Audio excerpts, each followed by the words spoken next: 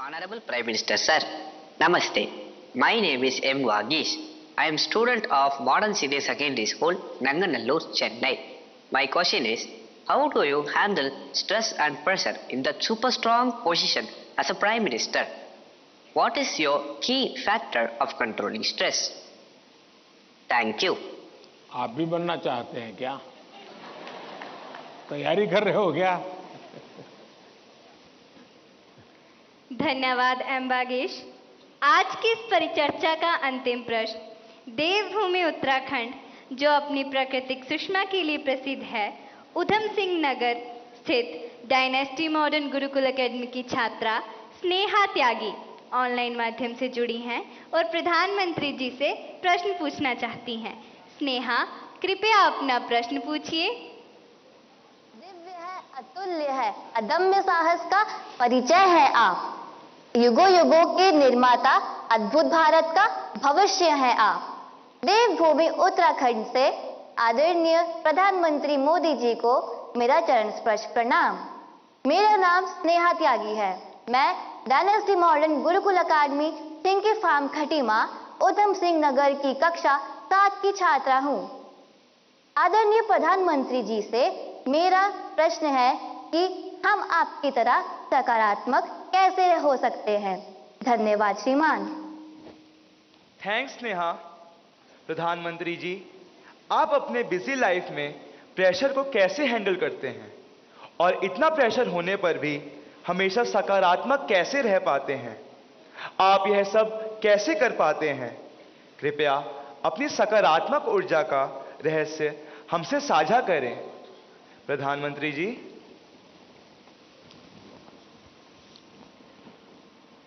इसके कई जवाब हो सकते हैं। एक तो मुझे अच्छा लगा कि आपको पता है कि प्रधानमंत्री को कितना प्रेशर झेलना पड़ता है।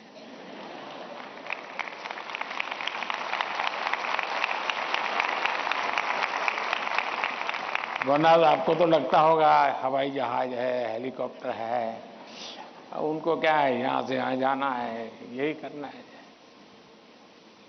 लेकिन आपको पता है कि भांति भांति ये सुबह शाम,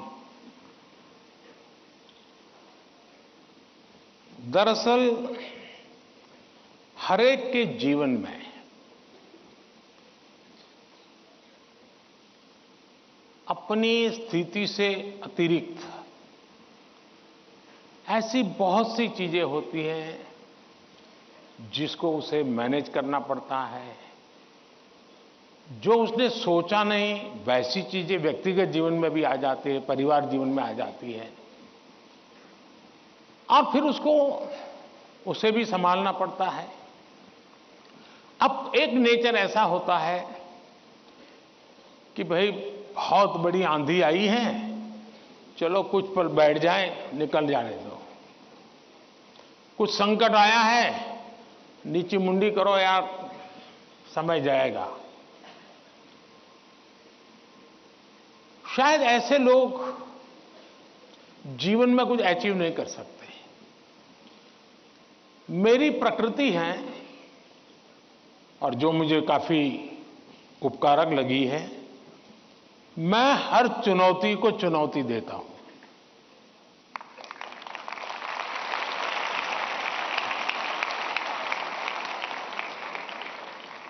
चुनौती जाएगी, स्थितियां सुधर जाएगी, इसकी प्रतीक्षा करते हुए मैं सोया नहीं रहता और उसके कारण मुझे नया नया सीखने को मिलता है। हर परिस्थिति को हैंडल करने का नया तरीका, नए प्रयोग, नई स्ट्रेटजी, ये इवॉल्व करने का सहज मेरी विधा, मेरा अपना विकास होता जाता है। दूसरा, मेरे भीतर एक बहुत बड़ा कॉन्फिडेंस है। मैं हमेशा मानता हूं कि कुछ भी है, 140 करोड़ देशवासी मेरे साथ हैं।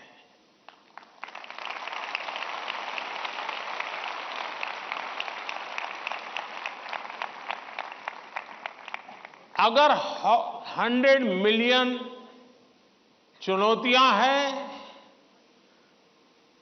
तो बिलियंस ऑफ बिलियन समाधान भी है। मुझे कभी नहीं लगता है कि मैं अकेला हूं। मुझे कभी नहीं लगता है कि मुझे करना है। मुझे हमेशा पता होता है मेरा देश सामर्थ्यवान है, मेरे देश के लोग सामर्थ्यवान है, मेरे देश के लोगों का मस्तिष्क सामर्थ्यवान है। हम हर चुनौती को पार कर जाएंगे।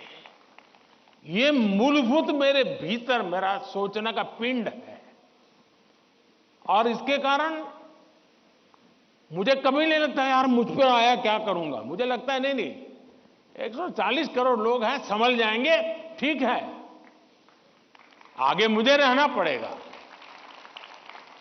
और गलत हुआ तो गाली मुझे खानी पड़ेगी, लेकिन मेरे देश का सामर्थ्य, और इसलिए मैं अपनी शक्ति देश के सामर्थ्य को बढ़ाने में लगा रहा हूं।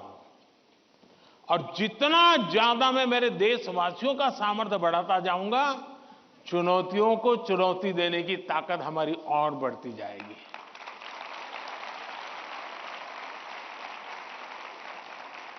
अब हिंदुस्तान की हर सरकार को गरीबी के संकट से जूझना पड़ा है। हमारे देश में संकट है ही है, लेकिन मैं डर करके बैठ नहीं गया। मैंने उसका रास्ता खोजा और मैंने सोचा कि सरकार होती कौन है जो गरीबी हटाएगी। गरीबी तो तब हटेगी जब मेरा हर गरीब तय करेगा कि अब मुझे गरीबी को परास्त करना है। अब वो सपने ही देखेगा तो होगा कि नहीं होगा। तो मेरी जिम्मेवारी बनती है कि मैं उसके सपने को पूरा करने के लिए सामर्थ्यवान बनाऊं, उसको पक्का घर दे दूं, उसको टॉयलेट दे दूं, उसको शिक्षा की व्यवस्था दे दूं, उसको आयुष्मान योजना का लाभ दे दूं, उसके घर से नल पहुंचा दूं। अगर मैं ये चीजों से जो उसको रोजमर्रा की जिंदगी से उसको जूझना पड़ता है, अगर मैं उससे उसको मुक्ति दिला देता हूं, उसको एम्पावर करता जाता हूं, तो वो भी मानेगा अब गरीबी गई, अब मैं उसको मारूंगा।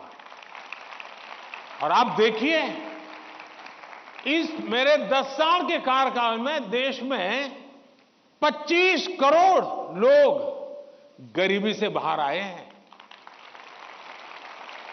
अब यही चीज और लोग भी तो जैसे बिताया मैं भी बिता देता। और इसलिए मेरी कोशिश रहती है कि हम देश की शक्ति पर, देश के संसाधनों पर भरोसा करें।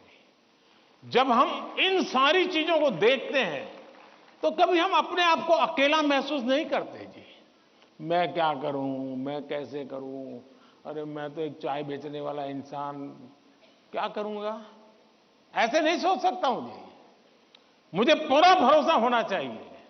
और इसलिए पहली बात है कि आप जिनके लिए कर रहे हैं उन पर आपका अपार भरोसा।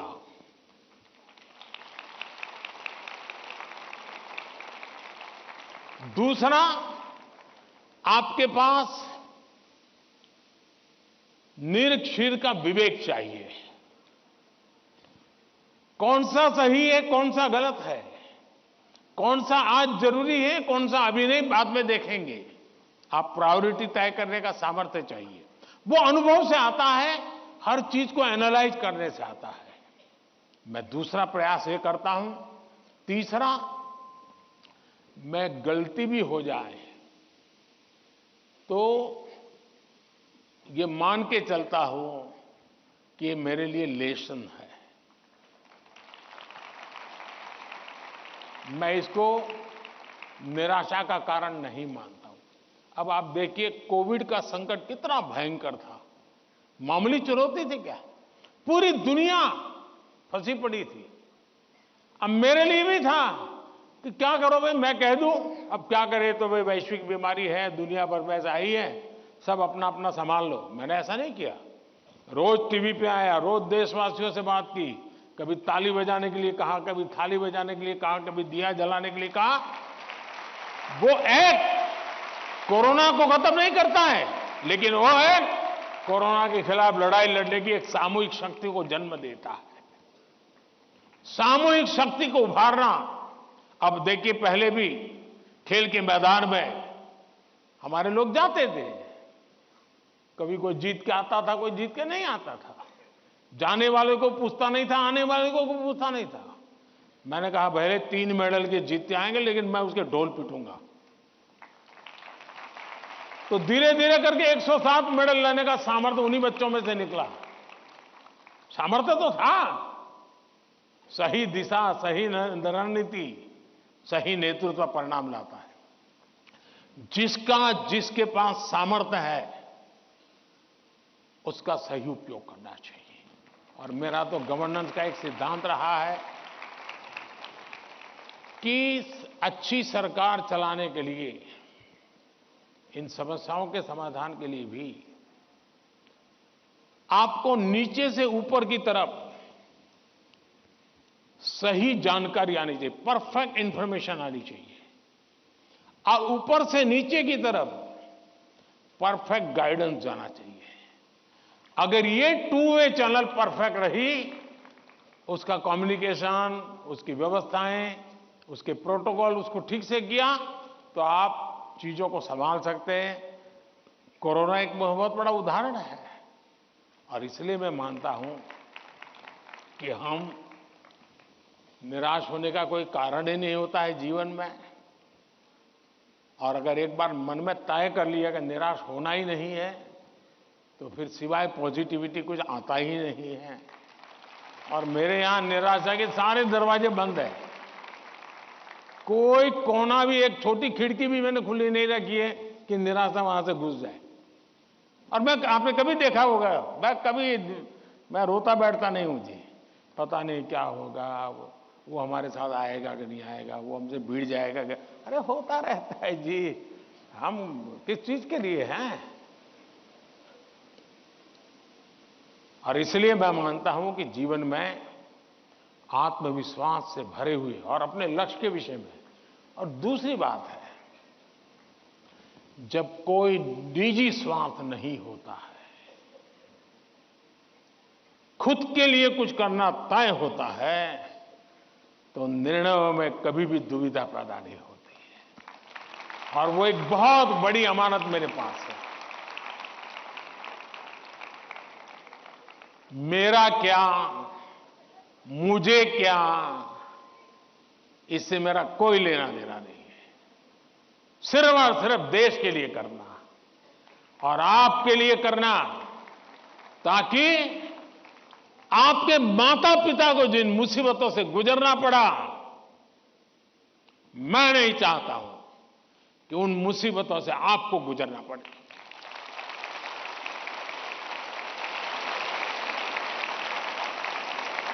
हमें ऐसा देश बना करके देना है दोस्तों, ताकि आपके भावी पीढ़ी को भी, आपके संतानों को भी लगे कि हम ऐसे देश के अंदर और पूरी तरह खिल सकते हैं, अपना सामर्थ्य दिखा सकते हैं। और ये हमारा सामूहिक संकल्प होना चाहिए, ये हमारा सामूहिक रिजॉल्व होना चाहिए, और परिणाम मिलता है। और इसलिए साथियों, जीवन में पॉजिटिव थिंकिंग की बहुत बड़ी ताकत होती है। बुरी सी बुरी चीज में भी पॉजिटिव देखा जा सकता है, उसको हमने देखना चाहिए। धन्यवाद जी।